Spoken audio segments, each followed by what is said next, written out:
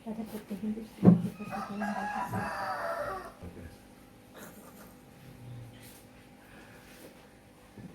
Saudara-saudaraku yang terkasih di dalam Tuhan Yesus Kristus, salam, salam bahagia. Pada kesempatan ini, hari ini adalah hari Minggu setelah beribadah online, mendengarkan renungan firman Tuhan, dan kemudian pada kesempatan ini kami dan khususnya saya akan memberikan kesaksian hidup melalui sharing kehidupan, kesaksian hidup saya. Biasanya kami Senin sampai Sabtu pagi hari adalah olahraga pagi, jalan sehat, sepeda sehat di Stadion Maguwarjo. Namun untuk pada hari Minggu kami di rumah mendengarkan ibadah, ikut ibadah online, dan kemudian saat ini sharing kehidupan, kesaksian tentang hidup saya. Olahraganya libur.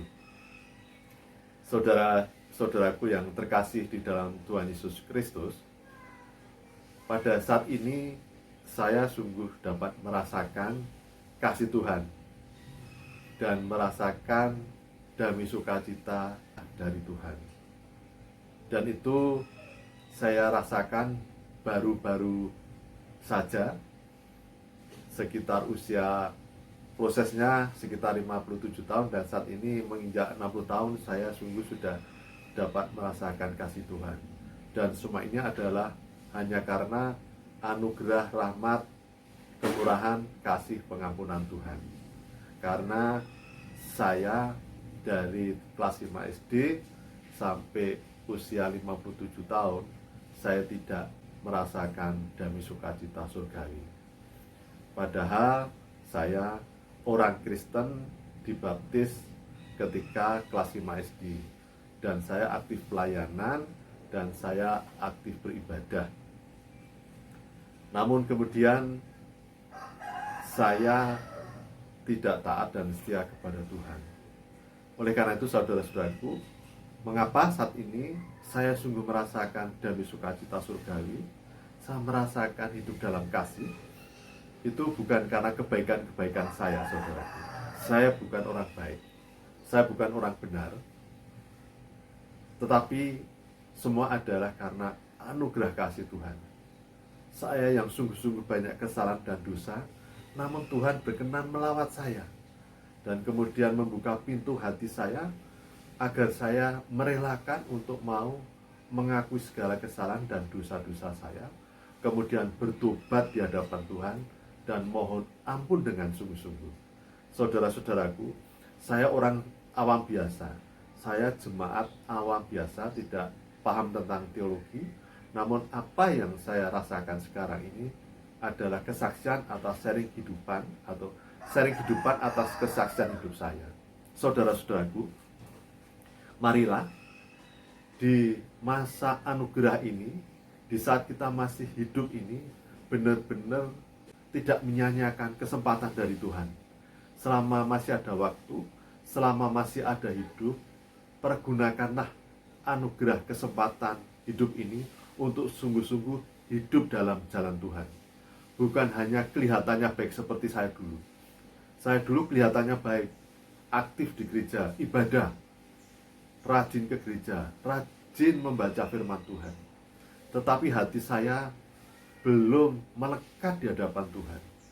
Dan saat usia 57 tahun, Tuhan melawat saya, melalui Tuhan mengizinkan saya mengalami sakit-sakit penyakit kronis, serangan jantung, tumor usus, alergi, asam urat, operasi batu ginjal, kemudian sesak napas, dan sebagainya.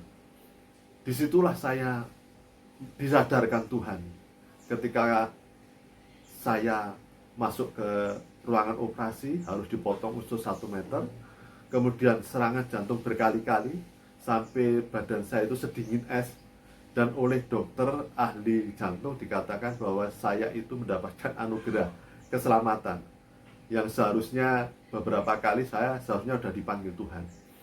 Oleh karena itu, disadarkan begitu, saya baru sadar saya seharusnya sudah dipanggil Tuhan dan masuk neraka. Dan ketika saya mendapatkan kesempatan hidup saat ini, Tuhan luar biasa, saudara-saudaraku. Saya yang tidak baik, bukan manusia benar, bukan manusia baik-baik, tapi mendapatkan kesempatan hidup, bahkan pengampunan, bahkan sekarang saya merasakan kasih Tuhan. Saya dapat hidup dalam kasih, hidup dalam damai sejahtera kasih Tuhan. Semua itu karena Tuhan. Dan saya tidak ingin menyanyiakan kesempatan hidup lagi, saudara-saudaraku. Karena ketika Tuhan dalam keadilan, maka tidak akan ada kesempatan lagi. Ketika kita sudah dipanggil Tuhan, tidak ada kesempatan lagi. Seperti orang kaya dan Lazarus, saudara-saudara. Bagaimana orang kaya sungguh menyesal dan ingin mendapatkan setetes air dari Lazarus, pun tidak bisa. Namun Lazarus yang menderita di dunia mendapatkan perkenan Tuhan. Oleh karena itu, saudara-saudaraku, Tuhan sudah memberikan firman Tuhan, Alkitab, Perjanjian Lama dan Perjanjian Baru, dan semua sudah dibukakan di situ. Sudah terang mana hidup dalam Tuhan, melekat dalam Tuhan, mana yang tidak mendapatkan perkenan Tuhan, mana larangan-larangan, mana firman Tuhan yang sudah memberikan perintah-perintah untuk kita jalani, untuk kita lakukan dalam hidup ini dengan taat dan setia di dalam firman Tuhan. Saudara-saudaraku, kita boleh aktif di gereja, kita boleh menjadi tokoh gereja, kita boleh kelihatannya baik-baik di mata manusia. Tapi saudara-saudaraku, itu belum cukup, saudara-saudaraku. Dan jangan menutupi segala kesalahan yang kita lakukan. Kita harus mengaku di hadapan Tuhan. Mungkin kita bisa menutupi sampai kita dipanggil Tuhan, kita kelihatan baik. Tetapi saudara-saudaraku, ketika kita sudah dipanggil Tuhan dan kita sudah menghadap Tuhan, maka semua perbuatan-perbuatan itu akan diperlihatkan Tuhan. Pada saat dalam pertobatan, saya diperlihatkan secara monitor besar tentang apa yang sudah saya lakukan, saudara-saudaraku. Dan tidak ada sedikit pun yang akan tertutupi.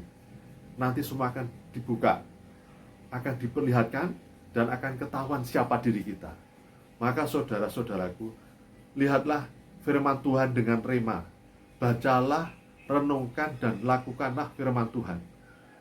Apa yang tidak baik dan apa yang harus dihindari untuk tidak kita lakukan, jangan lakukan, saudara-saudaraku.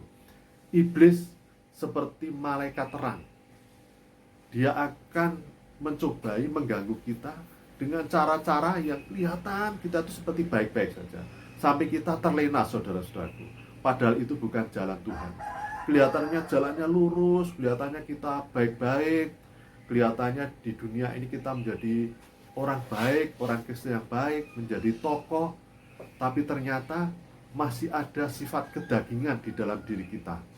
Dan itulah, saudara-saudaraku, kita harus melepaskan sifat-sifat kedagingan kita.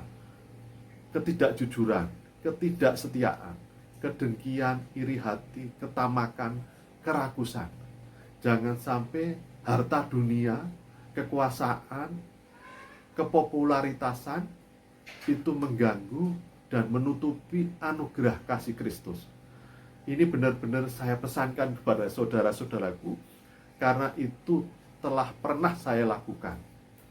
Dan saya masih bersyukur mendapatkan kesempatan. Dan juga seharusnya saudara-saudaraku bersyukur karena sekarang masih hidup. Dan jangan sia-siakan kehidupan saudara-saudaraku. Ini benar-benar saya pesankan, karena tidak semua orang Kristen akan masuk surga, saudara-saudaraku. Tuhan sudah berfirman di Matius 7 ayat 21, kalau tidak salah, bahwa tidak semua orang yang teriak-teriak Tuhan, Tuhan, yang berseru Tuhan, Tuhan, tidak semua orang yang sudah memberikan karunia, sudah menyembuhkan, sudah menyampaikan mujizat kuasa, tapi itu semua akan sia-sia ketika itu tidak untuk Tuhan. Ketika kita mencuri kemuliaan nama Tuhan, kita mencuri harta Tuhan, bukan untuk Tuhan, tapi untuk diri kita, yang seharusnya untuk Tuhan, maka semua akan sia-sia, saudaraku. Dan kalau sudah dalam keadilan Tuhan, itu selamanya, saudara-saudaraku. Oleh karena itu, semasa kita masih hidup di dunia ini, ada kesempatan, dan dunia itu hanya sangat pendek, saudara-saudaraku. Jangan terlena dengan kekayaan, dengan popularitas, dengan ketokohan. Ketokohan memang penting jika itu untuk kemuliaan nama Tuhan. Kekayaan itu penting jika itu untuk kemuliaan nama Tuhan. Popularitas itu penting jika itu untuk kemuliaan nama Tuhan. Tapi ketokohan menjadi tidak penting jika itu hanya untuk diri kita sendiri. Kekayaan menjadi tidak penting jika itu hanya untuk diri kita sendiri. Kepopularitasan tidak penting jika itu hanya untuk diri kita sendiri. Bahkan kesehatan itu tidak penting jika itu hanya untuk diri kita sendiri. Oleh karena itu, saudara-saudaraku, persembahkanlah hidup sebagai persembahan yang kudus, yang suci hanya untuk kemuliaan nama Tuhan. Kehebatan Anda, kepopularitasan Anda, ketokohan Anda, kekayaan Anda, kesehatan Anda, dan saya, jadikanlah semua itu adalah demi kemuliaan nama Tuhan. Ini saya pesankan sekali lagi tuh kepada saudara-saudaraku. Jangan sia-siakan hidup Anda. Jangan terlena, saudara-saudaraku. Semua karunia anugerah bisa membuat terlena. Lihatlah perjanjian lama. Banyak tokoh-tokoh pada saat perjanjian lama diberikan berkat anugerah karunia kuasa yang luar biasa dari Tuhan. Di masa tuanya menjadi tidak dalam perkenan Tuhan. Saudara-saudaraku bisa membaca di perjanjian lama. Dan juga tentu perjanjian baru. Banyak tokoh-tokoh yang awalnya berkenan di hadapan Tuhan, tetapi ketika di masa tuanya, hidupnya tidak dalam perkenan Tuhan. Jadi, mari kita hidup untuk Tuhan. Semua anugerah karunia untuk Tuhan. Salam bahagia, salam hidup dalam Tuhan. Terima kasih.